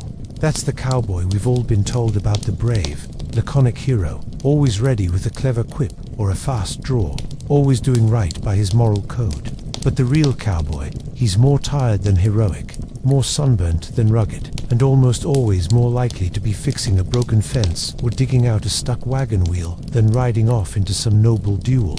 Life on the range was not glamorous. It was repetitive, grueling, and usually very dirty. A working cowboy might rise before dawn, every bone aching from the previous day's ride, then eat a breakfast of beans and dry bread, wash it down with bitter coffee that tasted faintly of soot, and saddle up for another 10 to 15 hours of trail duty moving cattle, keeping them from wandering, repairing gear, calming spooked animals, and sometimes just sitting still in the saddle while the sun blazed overhead and the dust coated every surface of skin and clothing. These men weren't gunslingers, not in the Hollywood sense. They were laborers, blue-collar workers in chaps and flannel who earned little pay and were often gone from home for months at a time. Their work was seasonal, their futures uncertain, and their lives dictated more by the weather and the condition of the herd than by any personal desires. And yet, despite all that, cowboys became myth. Their clothes were part of it. The wide-brimmed hat wasn't for show. It shielded their faces from sun and rain. The bandana around the neck wasn't just a fashion statement. It could be pulled up over the nose during dust storms or used to filter water. The boots, with their pointed toes and angled heels, were designed to slip easily in and out of stirrups. Even the spurs served a practical purpose, gentle nudges for horses trained to respond to subtle cues. But beyond the clothing, it was the cowboy's lifestyle that fired the imagination. There was a certain romance to the open sky, the long ride, the campfire at night with a tin cup of coffee and a harmonica playing somewhere in the dark. Songs called cowboy ballads told of lost loves and trail misfortunes, and these tunes passed from mouth to mouth, became part of the West's musical soul. Still, the truth behind those songs was more sobering. Many cowboys were lonely. They had little chance for family, rarely owned land themselves, and often worked under tough conditions for cattle barons who saw them as expendable. They bathed when they could, slept on the ground most nights, and dealt with blisters, saddle sores, and illnesses like dysentery and snakebite without much help. Most cowboys weren't white. Either that's a myth created by movies. About a quarter of all working cowboys were African American, and many more were Mexican vaqueros, whose techniques, dress, and lingo shaped the very concept of cowboying. In fact, the word rodeo comes from the Spanish rodia, meaning to round up, and many of the tools, lassos, chaps, spurs originated with Mexican cattlemen.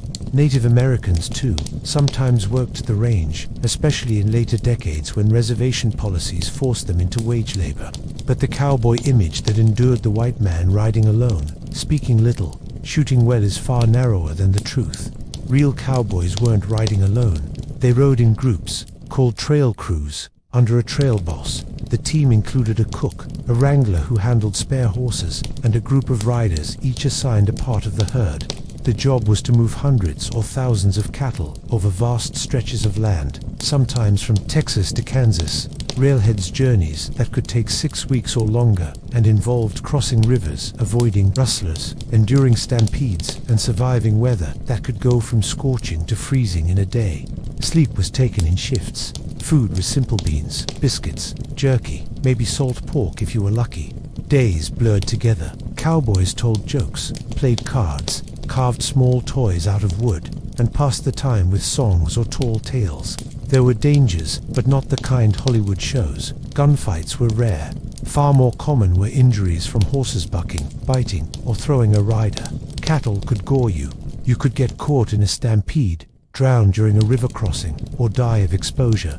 Lightning storms were feared, especially out in the open with no shelter but a rain-slick slicker and a hat brim. Yet the cowboy endured, driven not by legend but by need for work, for wages, for freedom from other structures of labor. Some were runaway slaves, or freedmen looking for autonomy. Others were Civil War veterans who couldn't settle back into farm life. Still others were young men simply seduced by the idea of the frontier, only to find the romance wore off somewhere around the third straight week of beans and blistering heat. Cowboys also didn't ride into towns and shoot up saloons. In fact, when a trail crew arrived at a town, most towns enforced strict no-guns rules. Cowboys were required to check their firearms at the sheriff's office or the saloon bar to avoid trouble. When they weren't on the trail, many cowboys found seasonal work mending fences, branding cattle, clearing land, and when the long cattle drives declined in the 1880s, partly due to barbed wire and the expansion of railroads closer to ranches, many cowboys found themselves unemployed or shifted to different types of ranch labor. Some became rodeo performers, an invention of the late 19th century meant to celebrate and commodify cowboy skills for public entertainment. Others drifted, their time in the saddle passing into memory. It was only after the frontier closed that the cowboy myth began to harden. Novels, dime store fiction, Wild West shows, and eventually Hollywood films began to sculpt the cowboy into a figure of legend. He became a symbol of rugged individualism, of American strength and solitude. But the real cowboy was never solitary. He was part of a crew, part of an economy, part of a system of land use and animal management that relied on teamwork. He wasn't always white or always brave. He didn't shoot for glory. He worked for wages, and those wages weren't high. He didn't have a fast draw. He had saddle sores. He didn't talk in clever one-liners. He swore at mules and muttered into his coffee. But he was real. He was part of something vast and gritty, and he carved out a way of life in a hard land. Even today, in places like Texas, Montana, and Wyoming, there are working cowboys, men and women who ride fence lines, move herds, mend gear, and live by the rhythms of the land. They use trucks now, sometimes, and their saddles might be custom, and their coffee might come in a thermos, but the heart of the job hasn't changed. It's about care for the land, the animals, the ranch, and it's about presence, about long hours under open sky, about learning patience and strength the hard way. So next time you imagine a cowboy, don't picture a gunfight. Picture a man or woman riding at dawn, steam rising from the horse's flanks, silence broken only by the creak of leather, eyes scanning the fence line for breaks, heart measuring time not in hours but in the seasons of the earth. That's the real cowboy, and that's the truth behind the myth. Lie back now, get comfortable, let your breath settle. Tonight, we're going to travel back not just to the Wild West, but to the real frontier.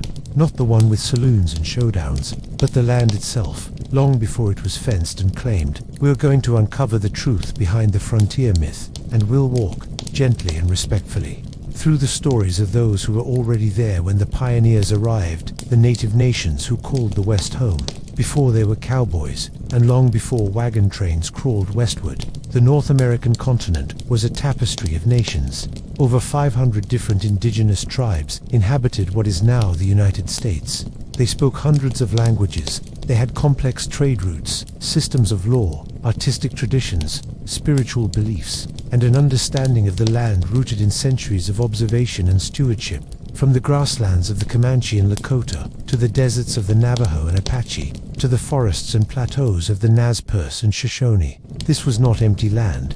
It was lived in, loved, and defended. Yet, in American lore, the frontier is often imagined as a blank slate wide open and waiting to be tamed.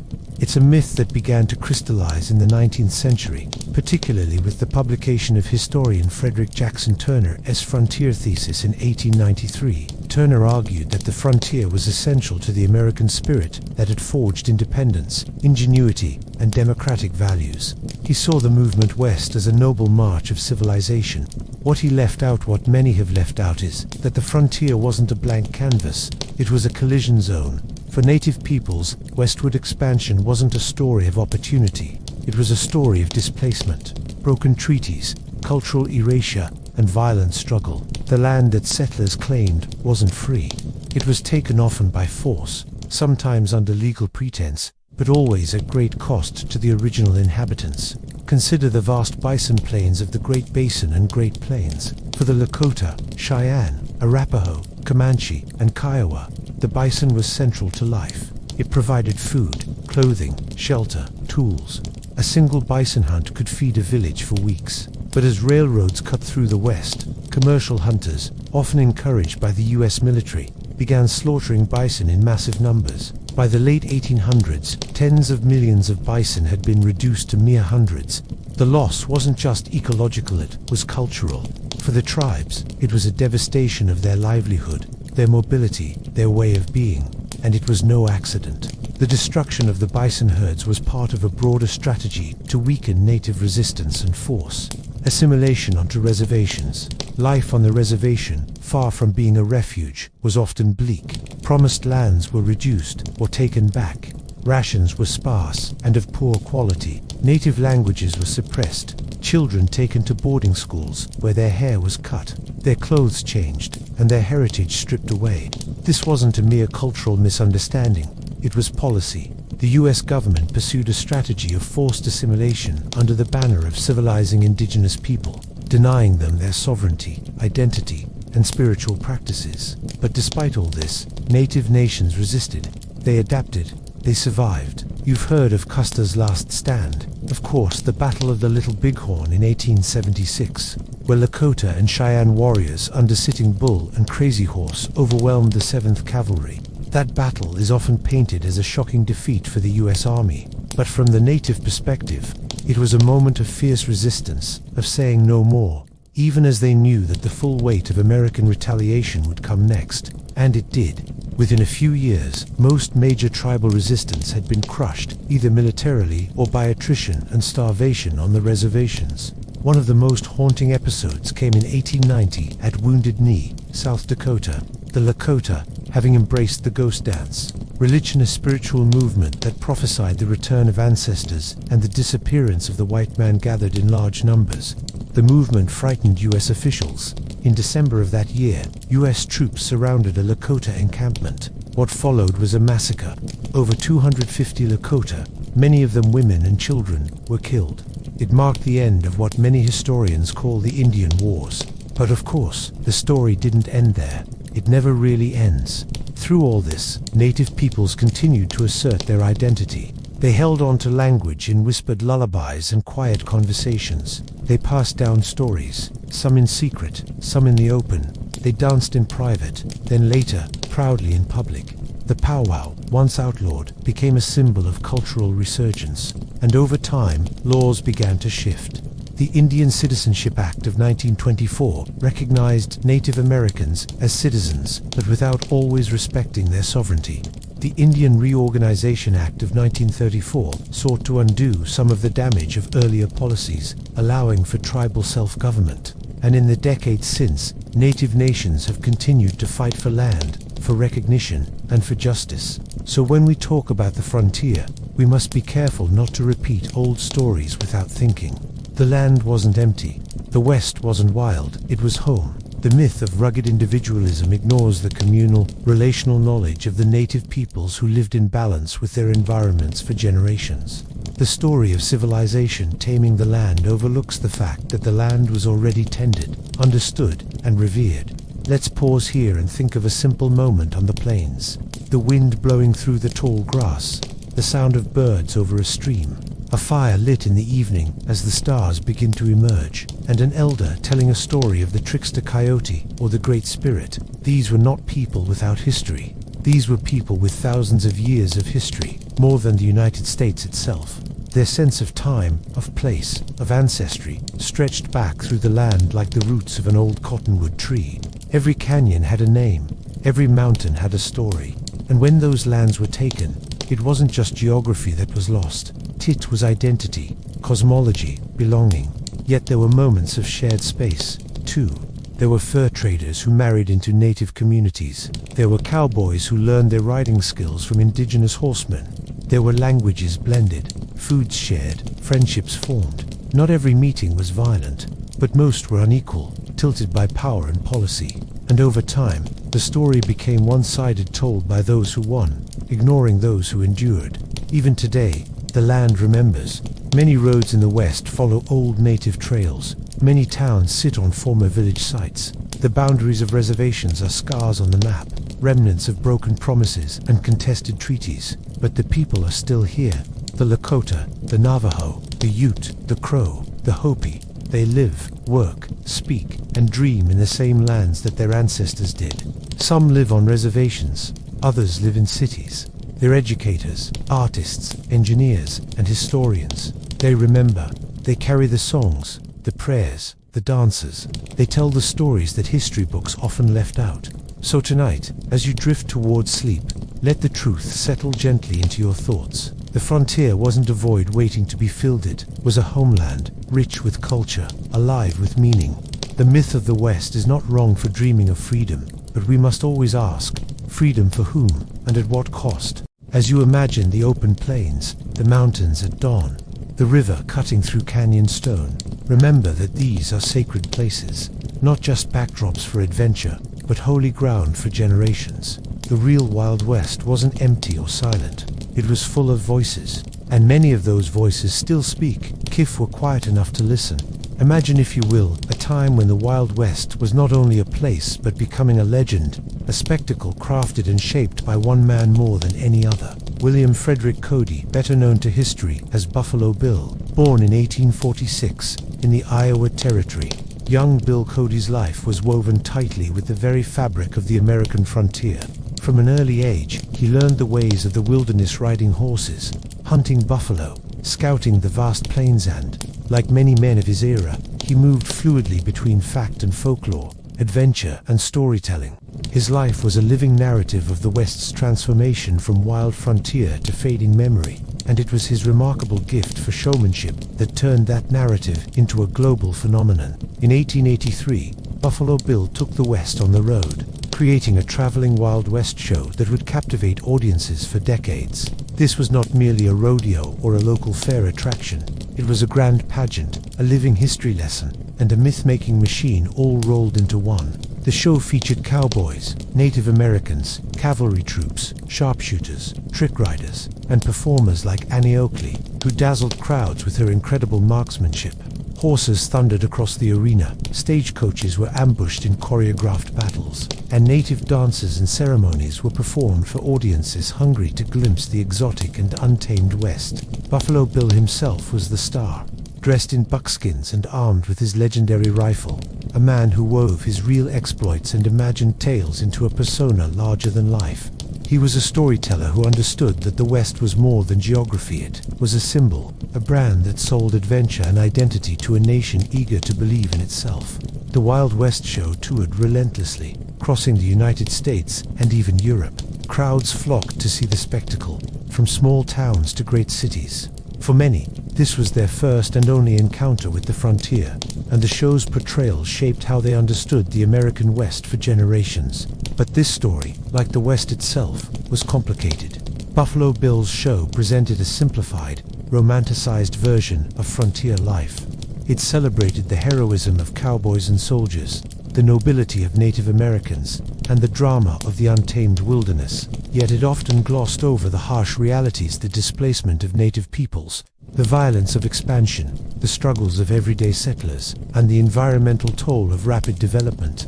It was entertainment, yes, but it was also history packaged for easy consumption, selective, and sometimes misleading. The show's portrayal of Native Americans, for example, was a blend of respect and stereotype. Native performers often participated voluntarily, seeing the show as a way to earn a living and preserve cultural practices. But the narratives they were asked to perform were often shaped by white producers and catered to audience expectations of the noble savage or the fierce warrior. This created a narrow and sometimes harmful image that did not reflect the diversity and complexity of indigenous cultures and experiences. Buffalo Bill himself was an ally to some native performers, like Sitting Bull, who joined the show after the Ghost Dance uprising and the tragic massacre at Wounded Knee. Sitting Bull became a draw, performing dances and lending authenticity to the show's image. But this alliance was also a survival strategy. Native Americans, navigating the difficult terrain between preservation and performance, identity and exploitation. Behind the scenes, Buffalo Bill was a shrewd businessman. Managing a traveling show of this size required logistical mastery, transporting horses, weapons, tents, performers, and equipment across thousands of miles, coordinating schedules, handling contracts, and keeping the spectacle running smoothly. He negotiated with railroads, city officials, and promoters, always expanding the show's reach. The show's success made Buffalo Bill a millionaire, a celebrity, and a symbol of American identity. Yet, the realities of those who lived the frontier were often far from glamorous. Many cowboys, soldiers, and native performers who worked the show did so out of necessity, facing grueling schedules, hard labor, and uncertain pay. The show's image of the West was carefully curated, leaving out the grit, poverty, racism, and hardship that defined much of frontier life. Buffalo Bill's Wild West show also reflected the growing national need to reconcile a rapidly changing country with its past. By the late 19th century, the frontier was declared closed by the U.S. Census Bureau in 1890, signaling the end of the era of westward expansion.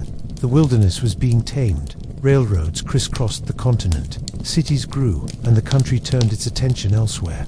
The show captured a moment in time, the final curtain on a disappearing world, but it also shaped how Americans would remember that world. It helped create the myth of the West as a place of individual heroism, freedom, and rugged manliness, ideas that persist in American culture today. But myths have power beyond nostalgia. They shape politics, identity, and understanding. The Wild West show's portrayal of Native Americans, for example, influenced public opinion and policy. While it preserved some cultural practices, it also reinforced stereotypes that justified continued marginalization and forced assimilation. The romanticization of cowboys and soldiers often overshadowed the experiences of women, immigrants, African Americans, and others who were part of the West's fabric. As you drift into sleep, imagine the scenes from Buffalo Bill's show: the thundering horses, the smoke from stagecoach robberies, the sharp crack of Annie Oakley's rifle, and the haunting dances of native performers under big-top tents. These scenes are more than entertainment. They are echoes of history, reflections of a country grappling with its identity, telling stories that are part truth, part invention, and all shaped by the desires and fears of their time. Buffalo Bill's Wild West show reminds us that history is not just what happened, it's how we choose to remember. The show brought the West to millions, but it also invited them to see it through a lens of spectacle and myth, masking the complex realities of land, people, and change. As the tents fold up and the crowds disperse, the real stories, the struggles, the resilience, the voices of those often left out, continue quietly beneath the surface. The West endures not only in legends and performances, but in the landscapes and lives of the people who have always called it home. And that, perhaps, is the most important story of all. Imagine the vast expanse of the American West in the late 19th century. Endless plains stretching beyond the horizon, jagged mountain ranges standing sentinel, and rivers carving their way through rugged canyons. This was a land of opportunity and challenge, a place where the old ways of life met the unstoppable forces of change. And at the heart of this transformation was the railroad, a ribbon of iron and wood that would forever alter the landscape, the economy, and the very concept of time itself. Before the railroad, traveling across the West was a slow, arduous journey. Wagons creaked over rough terrain, horses and oxen strained under heavy loads, and settlers faced the constant threat of weather, illness, and isolation. Distances that now seemed trivial took weeks or months to cover. Communication was slow and unreliable, tied to the pace of horses and ships and the whims of the weather. Towns grew up along rivers and trails, but they were often isolated, connected only by tenuous paths and trails. Then came the railroad, steel tracks laid across prairies, deserts, and mountains, linking the East to the Pacific. The completion of the first transcontinental railroad in 1869 was a monumental event, celebrated with ceremonies and fanfare, marking the moment when America's vast interior was finally bridged by technology. The railroad wasn't just a means of transportation, it was a symbol of progress and national unity. It promised faster movement of goods, people, and ideas, opening new markets and making distant places accessible. But the railroad also brought profound disruptions. Native lands were seized to lay tracks. Buffalo herds were decimated by hunting facilitated by rail access, and the rhythms of life changed as time itself became standardized. One of the lesser-known but profoundly impactful changes brought by the railroads was the introduction of standardized time zones. Before this, time was local. Noon was when the sun was highest in the sky. Different towns set their clocks according to their own solar time. This worked fine for local communities, but became a nightmare for railroad scheduling. Trains needed to run on precise timetables to avoid collisions and ensure smooth connections. In 1883, the major railroad companies agreed to divide the continent into 4 standardized time zones: Eastern, Central, Mountain, and Pacific. This was a revolutionary change that America adopted before it was even mandated by the government. Suddenly, time was no longer a local affair, but a coordinated, shared system, binding the country together like never before. The railroad transformed the economy too. Towns that were once isolated boomed if they were lucky enough to be stops along the line. Merchants could ship goods across the country, farmers could export crops, and industries could access raw materials and markets. Railroads brought waves of immigrants, entrepreneurs, and settlers, all seeking their fortune or a new life. But with this came speculation, corruption, and the rise of powerful railroad magnates who wielded enormous influence over politics and land. The railroad was not just an engine of progress, but also a source of conflict and inequality. Alongside the tracks, new towns sprang up, often at a breakneck pace. Some thrived, becoming cities, while others became ghost towns when the railroad routes changed or resources ran out. The railroad created the backbone of the modern West, but also reshaped the environment, the economy, and social structures. Life along the railroad could be harsh. Workers, many of them immigrants from China and Ireland, faced brutal conditions, laying track across mountains, deserts, and rivers. Accidents were common, and wages were low. The railroad companies wielded great power, often dictating the terms of settlement and trade. The coming of the railroad also marked a turning point for native peoples. The increased flow of settlers and goods hastened the loss of native lands and the disruption of traditional ways of life. The railroad itself cut through sacred sites and hunting grounds. The speed of change was dizzying, and for many indigenous communities, it meant confinement to reservations, loss of food sources, and cultural upheaval. The new West that emerged was shaped by these forces: railroads knitting together disparate regions, time zones aligning schedules, and industries rising to meet new demands. Yet beneath the surface, tensions simmered. Land disputes, labor conflicts, environmental degradation, and cultural loss were the hidden costs of this transformation. The railroad also changed the landscape of daily life.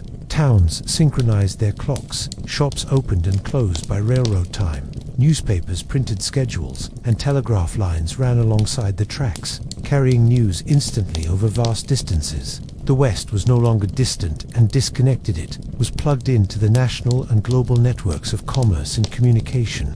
As you close your eyes, imagine a train whistle echoing across a vast plain, the rhythmic clatter of wheels on rails, and the changing light on a landscape rushing by. Picture the workers laying track in freezing winter or blistering summer, the families waving goodbye at stations, and the bustling activity in towns transformed overnight by the arrival of the Iron Horse. Think of the invisible threads of time zones, linking communities from New York to San Francisco, ensuring that a train leaving Omaha would arrive on schedule in Sacramento. This was a new world, one where distance shrank and time became a shared currency. But it was also a world of contradictions, where progress often meant sacrifice, where unity came with loss, and where the myths of the frontier were replaced by the realities of industrial America. The railroad and the time zones it created remind us that history is not only about events, but also about the systems and structures that shape how we live and see the world. The New West was born from iron rails and synchronized clocks, but it was also a place of dreams and struggles, of hope and hardship. Just like the old frontier. As you drift deeper into sleep, let the sound of that distant train lull you, carrying you across the great expanse of history through mountains and deserts, across rivers and plains into the quiet moments where the past meets the present, and the stories of the Wild West continue to unfold. Imagine the vast landscapes of the American West, rolling plains, jagged mountains, endless skies. When you think of the Wild West, who comes to mind? Cowboys, gunslingers, native warriors, maybe railroad tycoons. But who do you picture when you think of women? The traditional image is often limited. The saloon girl with a feathered hat, the school mom, or the homesteader's wife baking bread. But the reality was far richer, more complex, and more varied. Women shaped the West in countless ways, often defying the narrow roles assigned to them by popular myth. Their stories are woven into the fabric of frontier life, stories of courage, resilience, ingenuity, and transformation. In the early days, the West was overwhelmingly male, but women arrived too: pioneers, settlers, native women, immigrants, entrepreneurs. Their lives were demanding, often dangerous, and deeply connected to the land and community. Homesteaders' wives managed farms and households under brutal conditions, giving birth in sod houses, mending clothes by candlelight, and caring for children amid storms and isolation. They built schools, churches, and social networks, anchoring communities. Some women became business owners, running general stores, hotels, or ranches.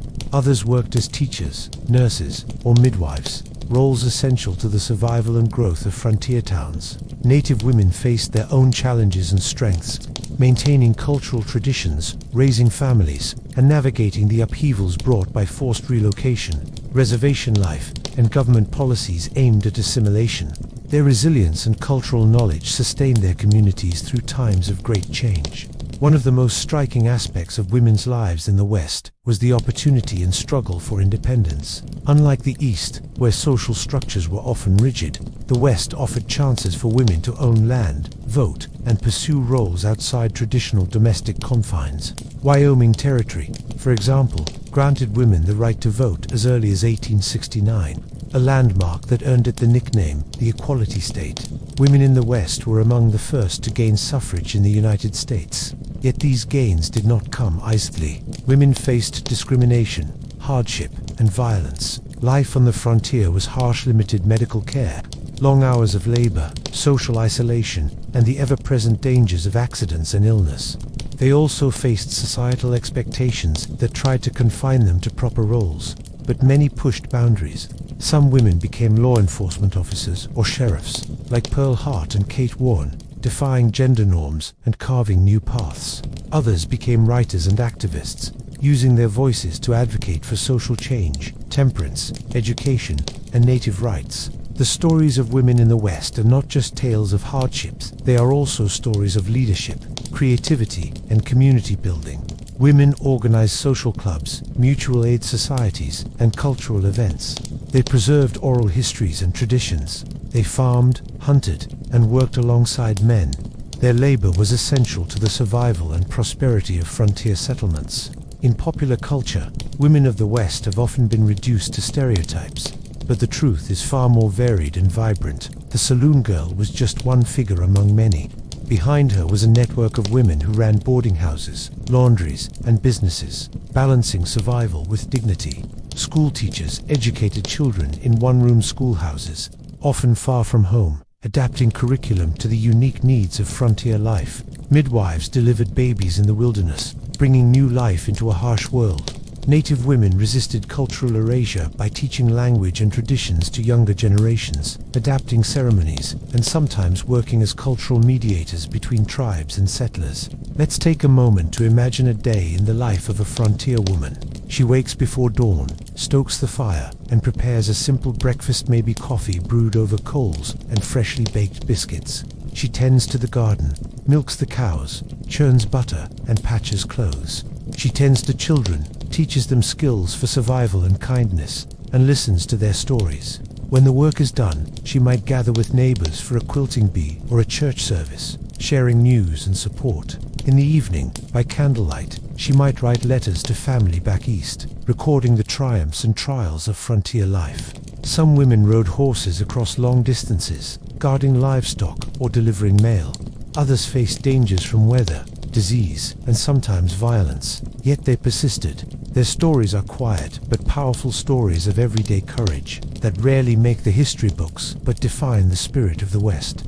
Women also played key roles in native communities. They were keepers of knowledge, passing down stories, songs, and practices that sustained cultural identity. Despite forced assimilation policies, boarding schools, and legal restrictions, native women worked tirelessly to preserve language and traditions. Their resilience kept communities strong through centuries of upheaval. The West was a place of contradictions for women, offering new opportunities while imposing old limitations. It was a place where they could own land and vote, but also face prejudice and hardship. A place where their work was vital but often invisible. Their stories remind us that history is not just about battles and borders, but about the everyday lives that build communities and shape cultures. As you drift off tonight, picture a frontier woman tending a small fire in a sod house, the wind whispering outside. Imagine her strength, her hope, and the legacy she leaves behind, one not of guns and glory, but of endurance, love, and quiet revolution. The women of the West, beyond myth, are part of the true story, still unfolding in the places and people who call the West home today. Imagine, as you settle deeper into your bed, the vast horizon of the American West, stretching out before you, not as a place of gunfights or grand adventures, but as a land shaped by countless hands, voices, and stories. The Wild West was more than a myth. It was a real place, a stage where human hopes, struggles, and dreams played out across rugged landscapes and sweeping plains. As we reach the end of our trail together, let us reflect quietly on what the West truly was and what it has become. The frontier that once seemed endless has long since closed. Where once buffalo roamed and native nations governed vast territories, railroads, farms, and cities now stand. The open range is fenced, the wilderness tamed, yet the spirit of the West, the ideals of independence, resilience, and freedom lives on in new forms. History teaches us that the West was never simple. It was not just cowboys and Indians, or settlers and outlaws, but a complex tapestry of cultures, conflicts, and change. The stories we tell about the West have shaped our identity, but they have also obscured truths of displacement, hardship, and resilience. The myths of the Wild West can inspire, but they also risk hiding the real lives behind the legends. As the West transformed, so too did its people. Native Americans continue to honor their heritage while navigating modern challenges. Descendants of settlers, immigrants, and cowboys carry forward traditions and stories that keep the past alive. The land itself remembers. The rivers, mountains, and plains hold echoes of history, waiting for us to listen. Reflecting on the Wild West invites us to consider how history shapes who we are and how we understand the world. It reminds us to look beyond legends and seek the voices often left unheard: the women, the native peoples, the laborers, and the everyday lives that built communities. The end of the frontier is not just a closing chapter. It is a beginning, an invitation to learn, remember, and imagine new futures. So, as you drift toward sleep tonight, picture the soft light of dawn breaking over a quiet prairie, the gentle rustle of grass, and the distant call of a hawk. Feel the vastness of the land, the weight of history, and the quiet strength of those who came before. The Wild West is a story of endings and beginnings, of dreams and reality, of people finding their way across a changing landscape. And in that story, we all find a place to rest, reflect, and dream. Good night, traveler, and may your dreams carry you gently down the trail until we meet again.